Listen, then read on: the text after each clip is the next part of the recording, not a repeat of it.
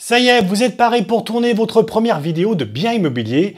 Mais avant que vous ne partiez avec la caméra sous le bras, moi j'ai un petit conseil à vous donner. Prenez le temps de bien vous préparer. Bonjour, je suis Frédéric Epler, fondateur de facilogie.com. J'ai créé cette chaîne pour vous parler stratégie, marketing, immobilier et vous aider à tirer le meilleur parti de vos actions de prospection. Bienvenue dans notre deuxième épisode de la série Comment présenter un bien immobilier en vidéo. Dans le premier épisode, on s'est intéressé au matériel indispensable pour tourner une vidéo avec une bonne image, un bon son et des prises de vue parfaites. Donc si vous n'avez pas vu, bien sûr, je vous invite à la consulter. Je vais vous mettre le lien juste en dessous dans la description. Oui, avoir le bon matériel, c'est crucial. La dernière fois, on a par exemple beaucoup insisté sur l'importance du son dans la vidéo, alors que c'est un détail auquel la plupart des conseillers immobiliers ne pensent pas lorsqu'ils filment leurs biens. Mais il y a bien d'autres choses à préparer avant d'aller filmer une maison ou un appartement. Un tournage, ça ne s'improvise pas. Alors oui, vous pouvez débarquer à l'improviste avec votre téléphone et filmer spontanément la propriété, mais étant sûr que le résultat ne sera pas à la hauteur de vos espérances ou de celles des acheteurs ou encore de vos vendeurs. Surtout, il ne faut pas oublier qu'une vidéo de présentation, c'est un produit d'appel pour vos futurs vendeurs, une manière de leur montrer que vous êtes capable de faire pour valoriser bien sûr leur bien immobilier et pour attirer l'attention d'acheteurs qualifiés. Vous avez donc tout intérêt à ce que vos vidéos soient nickel sur le plan technique, pointues dans la présentation du logement, mais aussi créatives et inspirantes. Et pour ça, vous devez préparer avec soin tous les aspects de votre tournage. C'est justement l'objet de cette nouvelle vidéo. Et restez bien jusqu'au bout parce que j'ai plein de conseils et astuces à vous donner pour faire passer votre vidéo du niveau super à « Waouh, c'est vraiment top !» D'abord, pour organiser le tournage de votre vidéo, vous devez connaître le bien que vous filmez. A priori, c'est tellement évident que vous ne voyez pas pourquoi j'en parle. Mais en toute honnêteté, j'ai vu plein de vidéos sur YouTube de présentation de biens et clairement, parfois, on voit vraiment que c'est improvisé et pas souvent de très bonne qualité. Donc pour moi, c'est une mauvaise idée. Il n'est pas question là de découvrir le jour J du tournage. Il faut pouvoir scripter votre vidéo et prévoir exactement ce que vous allez faire, ce que vous allez monter, ce que vous allez dire et même ce que vous allez faire intervenir. Vous devez savoir précisément quel bien il s'agit, comment il se présente, quelles sont les informations essentielles à donner aux acheteurs. Donc, vous rentrez un mandat, allez visiter bien sûr le bien si vous ne le connaissez pas encore, par exemple si c'est un collègue qui a fait la rentrée, et puis prenez des photos, posez au propriétaire d'ailleurs toutes les questions pertinentes pour nourrir votre vidéo. Par exemple, qu'est-ce qui lui a plu à l'époque dans cet appartement, est-ce que c'est la luminosité, les volumes, son emplacement, etc., etc. Une fois rentré au bureau, vous allez poser tout ça sur le papier et rédiger ce qu'on appelle un script. Oui, un script comme au cinéma. Alors pas besoin d'être trop précis ni d'écrire des tonnes de feuilles. Non, on peut faire ça sous forme d'informations importantes, ce qu'on appelle des petites bullettes, qui vont montrer donc tout le déroulé de la vidéo pour savoir justement quels sont les points importants et à quel moment il faudra les donner. Ce qui est essentiel par contre, c'est de bien séquencer votre futur tournage, donc de prévoir plusieurs parties qui seront d'autant de séquences qui vont composer votre vidéo. Typiquement, on va prévoir au moins deux grandes parties. Une séquence à l'extérieur pour présenter le quartier, ensuite une séquence à l'intérieur du bien immobilier qu'on va subdiviser en autant de sous-parties que nécessaire. Ça peut être par exemple l'immeuble plus l'appartement, ou encore la maison, le jardin et le garage, ou encore une maison sur plusieurs étages où là on va présenter le rez-de-chaussée, l'étage avec les chambres, le sous-sol et le terrain. Ce séquençage vous donne l'ordre dans lequel vous allez tourner bien sûr la vidéo, mais ça ne sera pas forcément l'ordre dans lequel vous allez monter les images. Alors on verra dans un épisode suivant, consacré justement au montage, qu'on peut modifier l'ordre des séquences comme on l'entend en fonction de ce qui nous semble le plus important et pertinent. Dans votre script, vous devez aussi mettre les informations sur les mouvements de caméra et les placements des différentes personnes qui vont intervenir. Donc au passage, on va connaître à l'avance le nombre d'intervenants. Déjà, ça va vous permettre de prévoir le bon nombre de micros. Donc vous allez indiquer par exemple, si je prends la première étape qui est l'extérieur. Là, vous allez dire par exemple avec caméra sur moi, je filme en marchant et je fais tourner la caméra pour montrer le quartier tout en parlant. Ça, c'est un élément important puisque ça va vous permettre de voir tout de suite votre positionnement et comment vous devez agir le jour J sur cette partie-là. Un autre exemple, imaginons que vous êtes à l'intérieur, donc on va parler du salon. Là, vous allez dire par exemple caméra fixe, imaginons sur un trépied. J'échange avec le propriétaire qui explique le contexte de son projet de vente, qu'est-ce qui lui a plu dans l'appartement, etc., etc. Comme ça, vous saurez toujours quoi dire et quoi faire, ce qui va vous permettre d'aller droit au but et de rationaliser votre temps. Alors que si vous allez au hasard, vous devrez multiplier les séquences et prévoir dans tous les cas de figure de pouvoir rattraper tout ça au montage, et c'est long, vous allez devoir retourner, filmer, bref, c'est compliqué. Et puis surtout, je trouve que le gros avantage de tout scripter, c'est d'éviter les oui, on en dit souvent, mais on s'en rend pas très bien compte. En gros, avec un script bien préparé, comptez sur un tournage d'environ 30 minutes à 1 heure, ça dépend bien sûr du bien. Alors oui, ça peut paraître long, mais quel argument différenciant par rapport à vos concurrents qui font de la visite virtuelle? Moi, j'ai rien dit. Non, j'aime bien la visite virtuelle. Non, j'aime bien. On passe maintenant au déroulé du tournage. Je vous disais plus haut qu'on distingue deux grandes séquences. Vous avez le quartier et l'intérieur du logement. On va donc commencer par une petite visite du quartier. C'est ce qu'on voit de plus en plus souvent, d'ailleurs dans les vidéos de présentation, et je trouve ça pas mal. C'est une excellente idée parce que c'est une séquence plus ou moins longue pendant laquelle le conseiller filme l'environnement autour du logement, montre aux acheteurs la rue, les commerces, les stations, les transports et tous les autres points d'intérêt utiles. Là, vous posez le décor, ça permet tout simplement de projeter les acheteurs dans une localisation concrète et d'influer tout de suite sur leur processus de décision. Si le quartier leur plaît, ça va beaucoup jouer dans la balance. Et puis, l'avantage est que si vous avez un autre bien identique, cette séquence, vous pourrez l'utiliser de la même façon, il n'y aura pas besoin de la refaire. D'autant plus, si vous mettez en avant les avantages qui correspondent aux besoins des cibles visées, par exemple la présence d'une école à quelques dizaines de mètres, ou celle d'un magasin alimentaire juste à côté de l'immeuble, ou le parc qu'on peut rejoindre en marchant 10 minutes, vous avez tout gagné, non?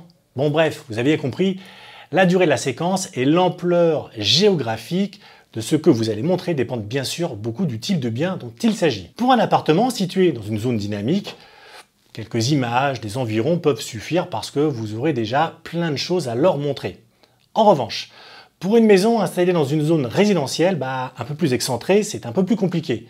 Une bonne astuce, ça peut être de filmer uniquement l'environnement immédiat autour de la maison et de faire une séquence à part, placée par exemple à la fin de la vidéo pour montrer quelques points d'intérêt dans la ville. Ensuite, vous allez montrer la façade de l'immeuble ou de la maison, inviter les spectateurs à entrer avec vous. Alors une chose importante, ça j'avais oublié de vous signaler, et je le vois trop souvent, n'oubliez pas de vous présenter brièvement au début de la vidéo.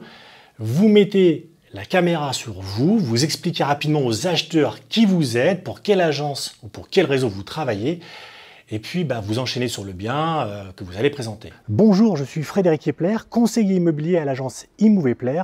Je suis heureux aujourd'hui de vous présenter ce magnifique bien du début du siècle, mais avant de commencer quoi que ce soit, je vous invite d'abord à découvrir ce magnifique quartier de Charenton-École et toutes ses commodités. C'est parti! Il faut vraiment qu'on puisse vous identifier nommément, non seulement parce que c'est une question de notoriété, mais aussi parce que les acheteurs qui appellent à l'agence ou qui vont appeler par exemple demain votre réseau puissent dire « ouais, j'ai vu la vidéo présentée par machin, elle était super et voilà, j'aimerais visiter ». Donc, avant de passer à la suite, une petite réclame pour la chaîne Facilogie. N'oubliez pas donc de vous abonner si ce type de vidéo vous intéresse et vous plaît, et pour recevoir bien sûr plein de conseils à venir. Maintenant, on va préparer le tournage à l'intérieur du logement. Là, vous êtes libre de faire un peu ce que vous voulez, il n'y a pas vraiment de schéma tout prêt à suivre, c'est la créativité qui doit parler. L'idée, c'est de présenter toutes les pièces une à une en insistant sur les plus importantes. Par exemple, le séjour, ensuite la chambre, la cuisine, la salle de bain. Et d'aider les acheteurs à se projeter en leur faisant voir un maximum de choses qui pourraient les intéresser. La disposition des pièces, l'espace disponible, les prestations qui différencient bien d'un autre, etc., etc. Ça, c'est la base, mais il y a plein de façons de présenter cette partie de la vidéo. Le gros du travail va se faire au montage. Par exemple, vous pourrez utiliser les différentes pièces avec un ou deux plans, puis revenir ensuite plus longuement dans chacune d'entre elles. Comme il n'y a pas de grille valable pour tous les biens immobiliers, ce que je vais faire, c'est vous donner des conseils en vrac pour réaliser une super vidéo. Filmez les différentes pièces en variant les échelles de plan et les mouvements de caméra.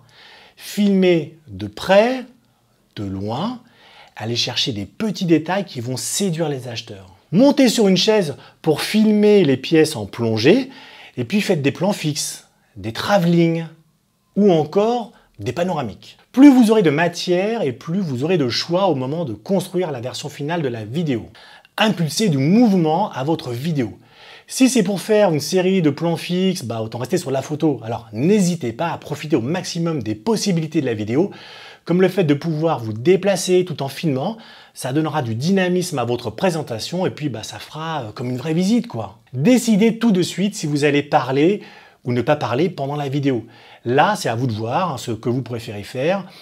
Faire des commentaires sur le logement pendant la visite ou ne rien dire, ou encore laisser les acheteurs apprécier par eux-mêmes, avec une petite musique de fond sympa pour ne pas laisser un silence inquiétant s'installer.